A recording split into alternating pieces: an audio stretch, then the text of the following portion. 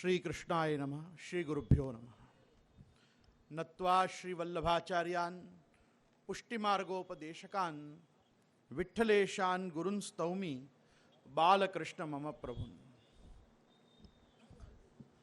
मंचस्थ विराट हिंदू धर्म सम्मेलन और हमारी हिंदू धर्म सेना के यहाँ मंचस्थ उपस्थित अध्यक्ष श्री, उपस्थित सभी संत महानुभाव और सन्मुखस्थ समस्त भगवत भक्त, देशभक्त, गौ भक्त, राम भक्त और धर्म प्राण हैं जिनके, ऐसे हमारी सनातनी सेना, आप सभी को मैं गोस्वामी गोविंद राय सादर नमस्कार करता हूँ।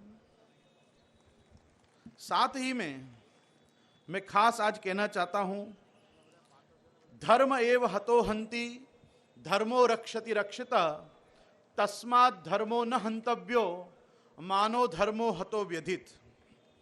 महाभारत का ये वाक्य है। महाभारत रूपी शास्त्र में स्पष्ट आज्ञा हमको भगवान ने की है, जो धर्म की रक्षा करेगा धर्म उसकी रक्षा करेगा, और जो धर्म की रक्षा नहीं करेगा स्वयं धर्म ही उसका विनाश करेगा। यहाँ तक महाभारत में उल्लेख है।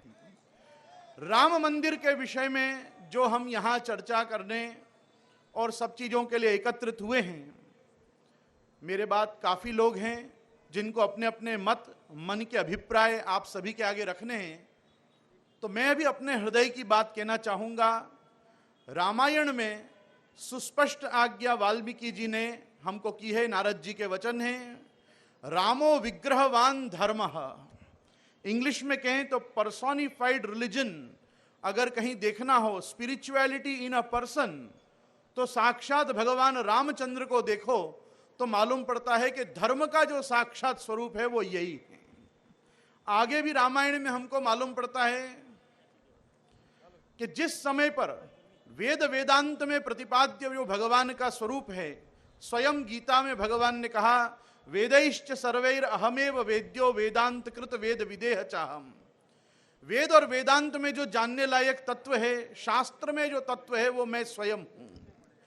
वो भगवान श्री कृष्ण के जो वचन हैं, उस चीज के लिए रामावतार में भी वाल्मीकि रामायण का स्पष्ट उद्घोष है, वेद वेद्ये परे पुंसी जाते दशरथात्मजे वेदः प्राचेत सादासीत साक्षात रामायणात्मनः। जिस समय पर भगवान ने संकल्प लिया कि मैं राम के रूप में अवतार लेकर और धर्म की स्थापना करूंगा, उसी समय पर वेदों ने भी ये संकल्प लिया कि हम रामायण के रूप में वाल्मीकि जी के माध्यम से लोक में अवतरित होंगे। आज रामायण जो है केवल आदि काव्य नहीं है, धर्मशास्त्र है। महाभारत जो है केवल लक्ष्य श्लोकी कोई काव्य नहीं है, ये स्त्री शूद्र द्विज बंधुनाम त्रयीना श्रुति गोचरा इति भारतमाख्यानम कृपया मुनिना कृतम।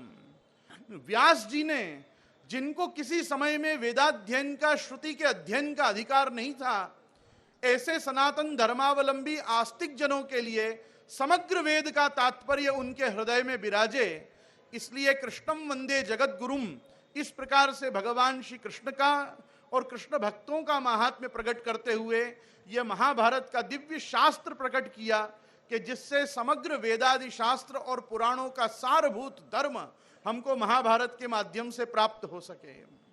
हम यहाँ ये वार्ता कर रहे हैं कि जिन भगवान रामभद्र के लिए हम एकत्र होते हैं, जिनको हम हमारी संस्कृति का मेरुदंड मानते हैं, उन रामचंद्र जी की भक्ति करने में धर्म की सेना को एक और कार्य करना पड़ेगा, और वो केवल राम मंदिर बनाने का नहीं है।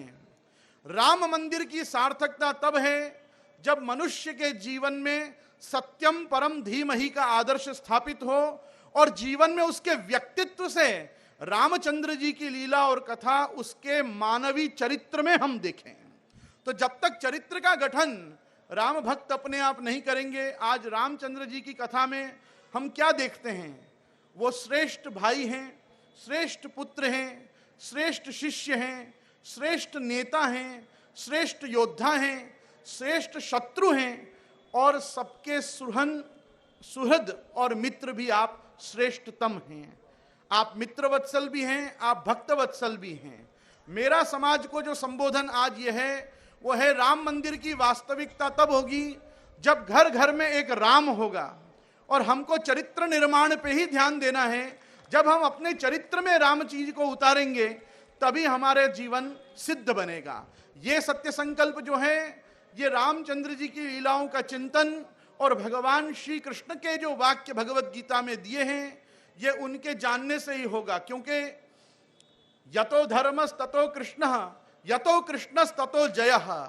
जय वहीं होती है, तत्र श्री विजयो भूतिर ध्रुवा नीति मतिर्मम, यत्र योगेश्वरा कृष्ण यत्र पार्थो धनुर्धरा। तो जहां भगवत गीता, भागवत, रामायण, महाभारत ऐसे शास्त्रों के पठन पाठन का प्रचलन बढ़ेगा, तब जाके जनता में धर्म प्राणता, धर्म भीरुता से पलटकर धर्माग्रह की ओर जाएगी।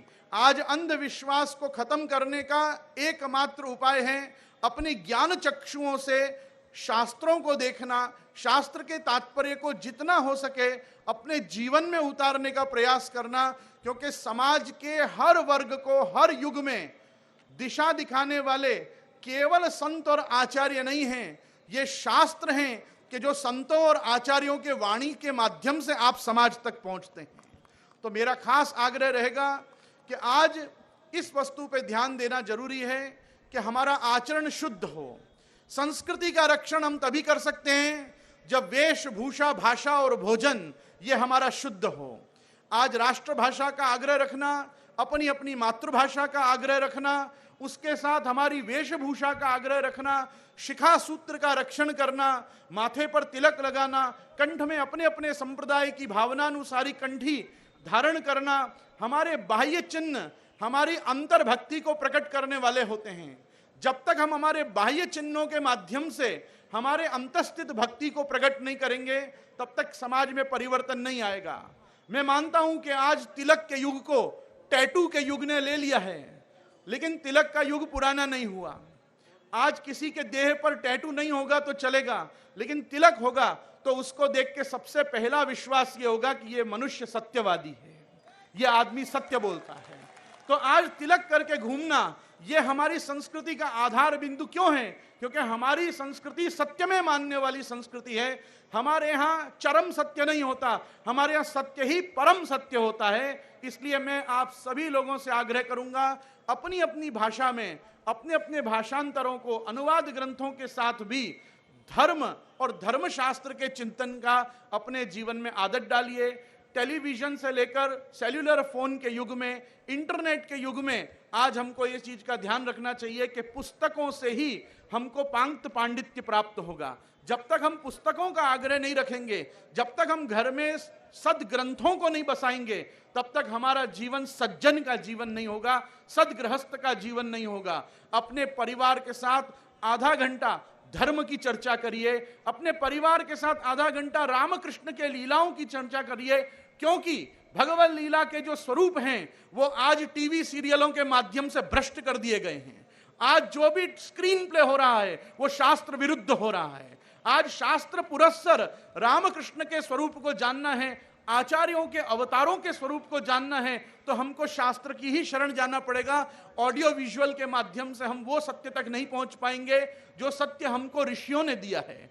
तो मैं कहना चाहूंगा, सत्यमेव जयते नानृतम सत्यस्य पंथा विततो देवयानः तेना वयम ऋषयो याप्तकामः। ऋषि मुनियों ने भी जिस सत्य का आश्रय किया वो सत्य का आश्रय आप सबको करना है, हम सबको करना है। आज मुझे बहुत प्रसन्नता है कि इस हिंदू धर्म सेना का मैं एक अविभाज्य अंग रूप से आज माना गया। मैं अखिल भारतीय संत समिति को और आप सभी धर्मप्राण हिंदू समाज को मैं ये कहना चाहूंगा, आपके हिंदुत्व का रक्षण आपके ज्ञान पे निर्भर करता है। बस इसी के साथ मैं यहाँ सभी संतों को पुनः एक बार नमस्कार करता हूँ और आप सभी को खूब खूब ये मेरी तरफ से एक सुझाव, सलाह, आग्रह और आज्ञा देता हूं कि जितना हो सके शास्त्रों का आग्रह रखिए। बोलो भगवान कृष्ण की जय, रामचंद्र भगवान की जय।